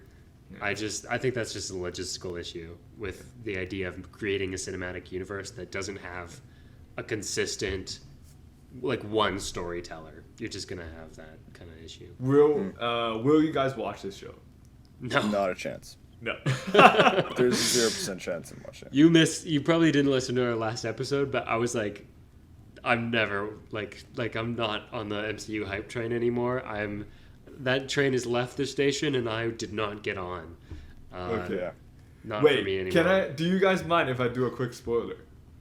Go ahead. I don't care. Pew, pew, Okay. pew. Spoiler already time. peed, Spoiler but yeah, time for Secret peed in. Invasion. It's so funny. So during the press tour of the Secret Invasion show, I know like what you're Kobe gonna say. Smulders was like, Maria Hill gets a really in-depth character development during the season, and she never really got like a full like proper, like she's always been on the side, right? Like she's like, if Nick Fury is considered like a supporting character, she's like supporting to the supporting character, and Sure. which like this comment of her made a lot of people interested because Maria Hill, like a lot of people like Maria Hill, and she's killed off in the first episode. with like 10-15 minutes screen time, and she's dead. Are you sure it's not a scroll? Yeah, are we, I that's think the thing it's is, real. are we sure she's Oh. dead? Oh. Because the Marvel think universe she's has real. a tendency to not really kill people. I'm skeptical because I did hear about That is true though. That's a good point. I didn't think about that. Anyways, But yeah, but that was not my Predators pick. That was not a pick. That's a an Predators anti-rec. mid. Oh, it's the anti-pick. Yeah. We used to No, do it's a this, Predators mid. I don't anti-rec it. I think it's fine. It's not bad. You know? That's not. It's you could go workshop either the way. Exactly. Yeah. title. Predators. Predators crossroad. Predators intersection. Crossroads. Stop. Your turn's over. That's Okay, deep. Aiden, what have That's you deep. been watching? So I've watched 2 movies since our last episode. One of them was a movie by Jean-Luc Godard called La Chinoise. It was a very, very interesting movie. This was of kind of a later era of Godard when he got very interested in social issues and kind of like didactic sort of films. And I think that this is definitely an example of that. I think that formalistically, very, very interesting. Very funny in different parts. And I think like maybe a little too heady in different parts. But then I don't know if that's a fair criticism. I really, really enjoyed this overall. I think that there's kind of I don't know how effective certain parts of the movie are at like giving a sort of message, and I don't know how effectively it explores all of the themes, but there's some really, really great parts. I really love the specific details that are focused on what is shown, what isn't shown. There's some very Wes Anderson-esque trucking in this movie, and there's actually a lot of. I would not be surprised if this is a movie that Wes Anderson himself has seen and thought, oh, I might film that way. It actually is kind of Wes Anderson, I'm thinking about it. But all in all, it was pretty good. I also watched a movie called Nanny, which was kind of like a horror thriller. Wait, go It came back. out somewhat Sorry, recently. go back. I'm interested. What drew you Sorry? to La Chinoise specifically? Of like, he's got a huge filmography, so I'm just curious why that one. It was recommended on Mubi. I opened up There, Mubi that as explains it, I okay. sometimes do, and it was recommended, and I hadn't heard of it, and so that was one of the reasons I did it as well. Yeah, that was a good movie. Other movie I watched was Nanny. I will say I watched this in some of the worst conditions you can. It was on a TV with motion smoothing on and the volume low. What And is so this motion is like- smoothing? This is not great. I'm a it's big when it volume makes guy too. Yeah. Oh yeah. It's when it makes say something like things are standardly in 24 frames per second, and it makes it look like it's a higher frame rate to make it look like there's less motion blur. And it makes it look like it's like a PS5 game sometimes, and it's So it's more of an accessibility thing, right? No, Like, it's It trying makes to it make look it look like- like more realistic or whatever. but Oh, it just like looks, reality it looks less TV. cinematic. is filmed like that because part of the cinematic look is the motion blur that is inherent in filming things 24 frames per second. Because when you know how when you take a photo and someone moves very quickly and it's blurry? Yeah. Right? That's kind of like that idea is sort of subtly in Here, cinema, Peter, in movies. You ever gone to Best Buy? You ever gone to Best Buy or Staples? You know, Yeah, bro. bro. You know how you look at the TV and you see like the movie or TV show playing on the TVs, and you're like, that looks weird. It looks like fast. Yeah, right. Like, that's motion smoothing. Yeah. Okay. Motion okay. I smoothing thought is that's making just it look 4K UHD, bro. Because they But anyway, it also is the resolution too. Yeah. it's the thing. Isn't that the thing where they literally add frames in the movie? Like they interpolate and like, oh, there's a frame. I don't know between exactly these how two the technology frames. works, It's something like but- that. It's yeah. weird. I don't like it anyway. But I watched the movie. Hit or miss. On one hand, some really great exploration of its themes, specifically of sexism and racism, and like the treatment of migrant workers and like the intersection of all those things. So like on one hand, like really, really good exploration of themes, but some strange directing. I will say I didn't look into this, but it feels like a first-time director or a not super experienced director with it. I'll say that. I don't know if the movie is... I think the movie's lacking a little bit of focus. There are certain elements that feel like they should be more important and more present, but they kind of get swept to the wayside through a variety of things. But I think performances are great, or a lot of the performances are great. I think there are some moments of like really great direction. And so all in all, I think I gave it like a 3.5 stars, and I would stand by that. But there's some bizarreness if you watch this movie, and it's not just like it's a bizarre movie. It's like missteps of directing, I think. But there's some great imagery, some great writing, just some missteps here and there. But I would recommend both those movies. I think they're both worth checking out. Cool. I've watched some movies this year. That was not helpful. I'm trying to look something up because I watched the movie Indiana Jones and the Temple of Doom. And as I was trying to look up some information about this movie, I typed in Google search Indiana.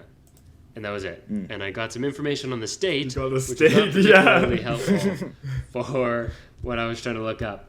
Nice. I'm looking up. Interesting. Okay, so I found out the information. Indiana Jones and the Temple of Doom, sequel to Indiana Jones and the Raiders of the Ark. Inexplicably, a prequel for the movie that came out only 4 years previous. That movie is very racist. Temple of Doom. Temple of Doom, yes. Just like Yeah, they like dialed up the racism factor on that a one. for full scene of like, look at all the weird. Actually, 2 scenes that the whole idea of the scene is look at all the weird things Indian people eat, and it's all like made up things that they definitely do not eat. Just Yeah. racism rampant in this. Yeah, movie. there's tons of Orientalism in the first one, and they saw that and they were like, "What if we did that times 10 in the second one?" And then also like, yeah, the girl character is not great. Just like the idea that this is George Lucas and Spielberg both got divorced in the creation or just Yeah. prior to this movie. So this is their combined divorced energy creating the most divorced movie ever. Where just like man, they just don't like women in this movie, and so she's just like. Although screaming her Spielberg head wound off up the whole getting time. married to that actress. Which is what I was Yeah. looking up. So he Yeah. got married to the woman who was like the embodiment Willie. of women suck. Yeah. Which is like that's what the movie seems to be implying. And yeah, her name is Willie. And so I was looking up, this movie came out in 1984 and they got married in 1991. Very interesting. So, Hey, take from that what you will. that's enough tea. I'm spilling too much tea. There's so many great sequences in that movie, despite it being terrible. Yeah. There's the roller coaster, just like ending with yeah. a roller coaster is such a wild The choice. bridge but is fucking it works. awesome, too. The bridge, yes, The bridge yes, yes. stuff? The Yeah. bridge is great. There was another one I can't remember. Just like surprisingly thrilling bits. Oh, the kind of rolly crushy thing is a good bit. And the opening is great. Oh, the opening is awesome. Yeah. When he's like, nice try, Shaolei, closes the door, and it's the logo, Shaolei. That's his, he owns the plane. Just like maybe one of the best visual gags in cinema ever. Just so smart. Very funny. And Short Round is, he's awesome. He's awesome. He's such a great, kids in movies can be hit or miss, and he hits it. In Temple of Doom, Spielberg does the Jaws thing again, right? Where the scene in Jaws where the kid is mimicking his dad, and he's yes, it's very. They do that in this movie too, don't they? Yeah, where the Short Round is mimicking Indy and different things. Yeah, there's in several shots. There's the one that they also copy in Into the Spider-Verse where Indiana is holding his fingers in a particular way, in a pondering way, and then Short Round just slightly in the background is looking at him and copies the fingers. But then later it's escalated and into fighting, right? He's fighting in the same way, and I think the first time he's watching and the second time it's come naturally. He's learned and he doesn't even need to look anymore. Super cute, and I know a lot of people kind of don't like this idea, but Ki Kwan returning as Short Round, I have to say, I would dig that. I wouldn't mind that. Now, Lucasfilm being the creators of that, it would not go well, but Short Round is it's an awesome character, and Ki Kwan is an awesome actor. I think in the right hands, that is an interesting idea. And it would be set in the 70s. There's something about Indiana Jones where it works better in the era it's originally set in. I think Indiana Jones is a 30s and 40s character. So I don't... Yeah. Which is why I think... part of the reason why Crystal Skull set in the 50s is weird for most people. And then the new one is set in the 60s. Hard to say. But I think it has to do a lot with globalism, I think, and just kind of cultural attitudes, and those change quite a bit the further you go from the originals. Anyways, I've seen some other movies. I decided after watching Asteroid City that I wanted to watch most of Wes Anderson's filmography before I watched it again for this pod. So I went back in time to the first one, went in order, watching every single one as far as I could, and up until the point where I've seen all of them. That was my goal, which means I've seen 5. I've seen 5 in the past week. So I watched Bottle Rocket, the first one. Not great. It's a 3.5 for me. Just lacking in a lot of ways. Kind of a very simple indie story. Just guy falls in love, and his friend is an idiot who wants to do crimes. But there's some charm to it. Watched Rushmore again. I really like this one. That's one of my favorites, I think. And it's grown on me. Jason Schwartzman nails it as just the most annoying, most insolent little kid. But the love triangle with him and the teacher and Bill Murray is just so funny. And when he and Bill Murray have the falling out and they just start getting into a prank war with each other. Yeah, that was hilarious. I watched Royal Tenenbaums again. This is my Wes Anderson hot take. I don't care for Royal Tenenbaums. A lot of people say that is their favorite or second favorite or one of his best. Not for me. I don't know what my problem with it is. I don't have the nostalgia factor, and I think that might play a lot into it because I didn't see this until very recently, maybe a year ago for the first time. And I think for me it's paced very strangely, which is weird because Rushmore is paced so well. So I found that he figured out pacing and then he lost it for the next one. That being said, there's lots to love about it. I like the characters, and there's this idea of all the characters are child prodigies, and it's several years later and they're all super depressed, and it's because these expectations were too high on them as children, and life hit them, I guess. But it's all just undercut for me by the really weird incestuous relationship that's at the heart of the movie, which is the two siblings. One of them is adopted, and it's one of those things where they think it's okay when adopted siblings are romantic partners. When they're like, oh, it's okay that the brother falls in love with his adopted sister because they're not actually related. It's like, that's still so weird. They grew up together. That's really fucked.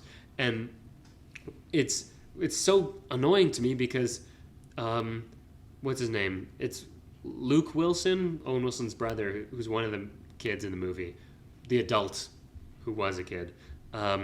He's super depressed, and he has a great scene of being super depressed. But the reason he's super depressed is because he's so in love with his adopted sister.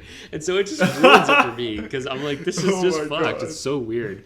So yeah, not for me. The Life Aquatic with Steve Zissou, one of the few I hadn't seen yet, that one made me cry. Did not expect that because that one is not one of his most popular. But there's a moment near the end where it caught me. And I wasn't sure about it for most of the runtime. I don't think it's perfect. It's weird. The emotion, there's just like a really emotional sequence at the end. And for the most part, I was like, this movie has good elements, but is kind of, there's something off about it that I wasn't working for me. But then, yeah, it just like, the ending hit me. And then today I watched the Darjeeling Limited. And that one is another one that people don't particularly like. And I was also just like, wow, this one's great. And I think both of those things just kind of speak to Wes Anderson just being super consistent, I guess. Like, all of his movies are above 3.5 stars for me, you know? Nice. So, like, yeah, I think he's just super consistent and is pretty in touch with, like, emotions and characters. And, yeah, so he's got a pretty strong filmography. I've now seen them all. And I don't know. I don't have to anymore, but I might continue the trend and finish my rewatch of his filmography. I don't know. I've got some other rewatches to do.